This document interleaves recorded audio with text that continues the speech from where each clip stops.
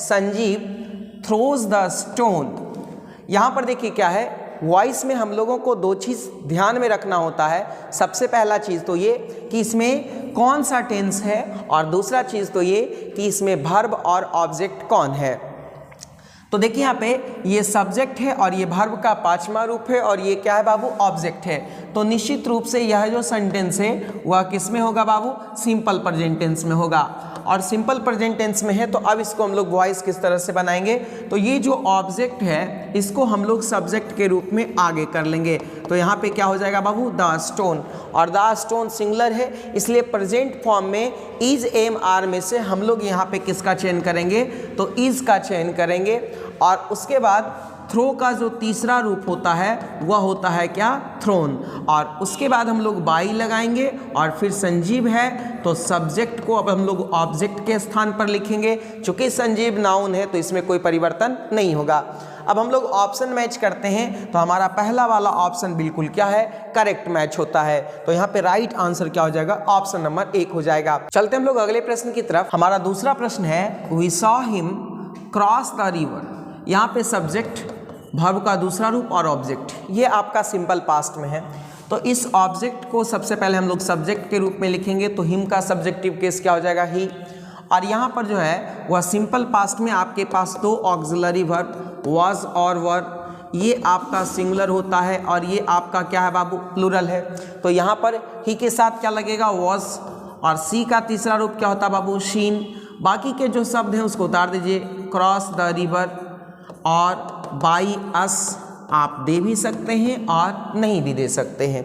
तो यहाँ पे राइट आंसर क्या हो जाएगा हमारा, तो राइट आंसर हमारा ऑप्शन नंबर 3 हो जाएगा, यानी सी हो जाएगा। अगले प्रश्न की तरफ चलते हैं, हिज बिहेवियर शॉक्ड मी।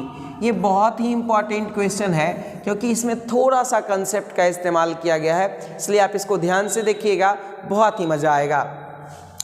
हिज बिहेवियर ये आपका सब्जेक्ट है, ये वर्ब का दूसरा रूप, और ये आपका क्या है, ऑब्जेक्ट है।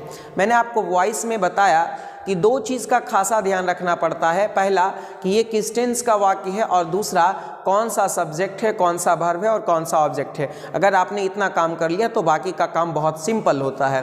तो यहाँ पर ऑब्जेक्ट हमारा क्या है, मी। अब इसको हम लोग सब्जेक्ट के रूप में लाएंगे तो ये क्या हो जाएगा, आई, और सिंपल पास्ट में ऑक्सिलरी वर्ब वाज या वर होता है तो आई वाज, है ना। और यहाँ पर देखिए क्या है, सॉक्ड का तीसरा रूप भी क्या होता है, सॉक्ड। और यहाँ से जो मेन चीज़ आपको ध्यान रखना है बाबू, वो ये कि सॉक्ड के साथ जो प्रीपोजिशन का इस्तेमाल करते हैं वो एट करते हैं। तो आई वाज सॉक्ड एट, और हिज बिहेवियर यहाँ पे ऑब्जेक्ट के रूप में ले आइए, हिज बिहेवियर। तो यहाँ पे जो राइट आंसर हो जाएगा वो राइट आंसर क्या हो जाएगा बाबू, तो ऑप्शन नंबर बी हो जाएगा, I was shocked at his behaviour. यहाँ पे ध्यान देना है कि शॉक्ड के साथ क्या लगता है, एट लगता है। ये प्रीपोजिशन के दृष्टिकोण से भी, प्रीपोजिशन के प्रॉस्पेक्ट से भी काफ़ी इंपॉर्टेंट सवाल है। हमारा अगला प्रश्न है, he has washed the plates. यहाँ पर देखिए ये सब्जेक्ट है और यहाँ पर हैज़ या हैव का प्रयोग हो और उसके बाद वर्ब तीसरा हो और उसके बाद ऑब्जेक्ट हो, तो ये किस टेंस में आएगा बाबू, ये आपका प्रेजेंट परफेक्ट में आएगा। किस टेंस में आएगा, प्रेजेंट परफेक्ट में आएगा। ये आपको याद रखना है। यहाँ से हमको ऑब्जेक्ट पता चल गया, वर्ब पता चल गया, सब्जेक्ट पता चल गया, आसानी से हम लोग इसका वॉइस बना सकते हैं। तो द प्लेट्स को हम लोग आगे करेंगे, और चूंकि ये प्लूरल है तो हैज़ और हैव में हम लोगों को ये ध्यान देना है कि हैव प्लूरल होता है और हैज़ क्या होता है बाबू, सिंगुलर होता है। तो द प्लेट्स हैव, और उसके बाद हम लोग किसका प्रयोग करेंगे, बीन का। चूंकि प्रेजेंट परफेक्ट टेंस में या पास्ट परफेक्ट टेंस में या फ्यूचर परफेक्ट टेंस में हम लोग बीन का प्रयोग पैसिव वॉइस में करते हैं। तो the plates have been washed, और यहाँ पर देखिए क्या है, बाई। ही का ऑब्जेक्टिव केस क्या होता है, हिम। तो यहाँ पे जो राइट आंसर हो जाएगा वो ऑप्शन नंबर डी हो जाएगा, the plates have been washed by him. अगले प्रश्न की तरफ चलते हैं, राम हैज़ बीटेन गीता। यहाँ पे देखिए सब्जेक्ट है, हैज़, हैव है, उसके बाद वर्ब का तीसरा रूप ऑब्जेक्ट। निश्चित रूप से ये आपका कौन सा टेंस में आएगा बाबू, तो ये आपका प्रेजेंट परफेक्ट में आएगा। किसमें आएगा बाबू, प्रेजेंट परफेक्ट में आएगा। और इसको बनाने का सेम टेक्निक है कि हम लोग ऑब्जेक्ट को आगे करेंगे, यहाँ पे गीता किसी का नाम है उसको आगे कर दिए। उसके बाद थर्ड पर्सन सिंगुलर नंबर है तो यहाँ पे भी सिंगुलर वर्ब हैज़ लगेगा। और हमने बताया कि प्रेजेंट परफेक्ट हो या पास्ट परफेक्ट हो या फ्यूचर परफेक्ट हो, वहाँ पे हम लोग वीन का प्रयोग करते हैं, तो यहाँ पे भी हमने वीन का प्रयोग कर दिया। और वीट का तीसरा रूप क्या होता है, वीटेन बाई।